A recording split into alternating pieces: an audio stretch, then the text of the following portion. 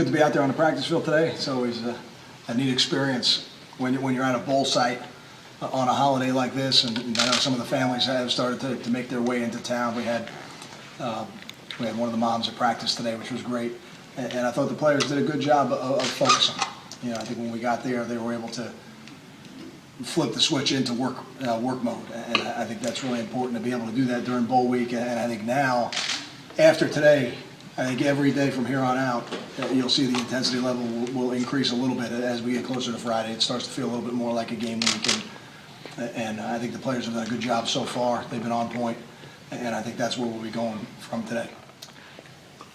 I was not here when we played Virginia Tech, and I'm aware of the struggles, but again, I was not here, nor was anybody on the staff, and the players certainly weren't. So I don't think that will have any effect on the game, and I don't think statement victories. I don't know if those kind of expressions really fit. I know this: if we're able to be 1-0 this week, we'll be able to then evaluate the entire season, not just the regular season, and with 1-0 this week, we'll have done something that hasn't been done very often here. It's only been done twice before, and I think that will make a statement, and the statement would be that this is a special football team, and I believe that all along, and right now we're just working towards being 1-0.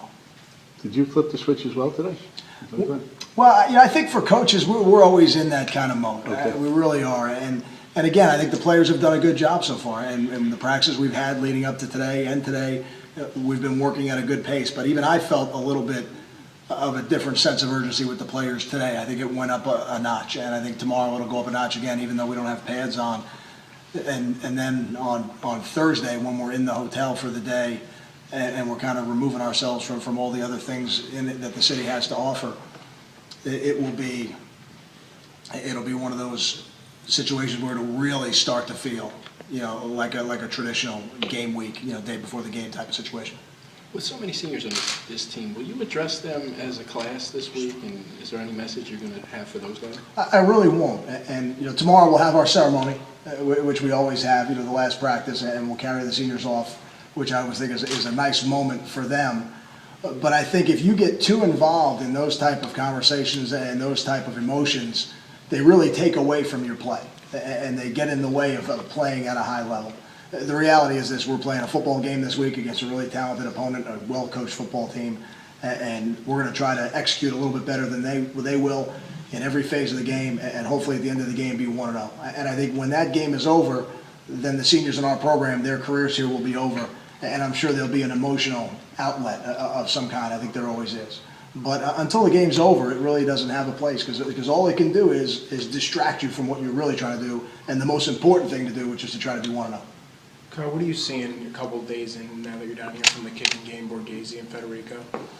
I would say right now, I came into the week thinking, Borghese would be the kicker in the game, and I think Kyle's had a really good week, and I'm not sure Nick is 100% right now. So, I think as we go the next couple of days, we're going to have to make a decision of some kind, whether it's going to be Borghese or whether it's going to be Kyle or possibly Joe Banke. It could be him as well. He's looked pretty good this week. So all three kicked today, and it'll probably be a game-time decision.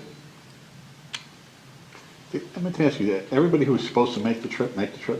Everybody who was supposed to make the trip has made the trip. Okay. And some of the players who aren't able to practice, guys who have been injured in some capacity and are kind of out for the year, they stay behind. They don't come to the practice, so you don't see them, but they're here at the hotel, and they're lifting with our strength staff and conditioning and that type of thing.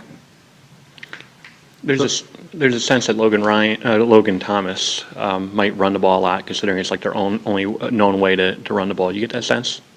Well, first thing I'd say is I'm proud that I've gone the week without making that mistake. That's the first one. I was concerned about early on when I found out their quarterback's name.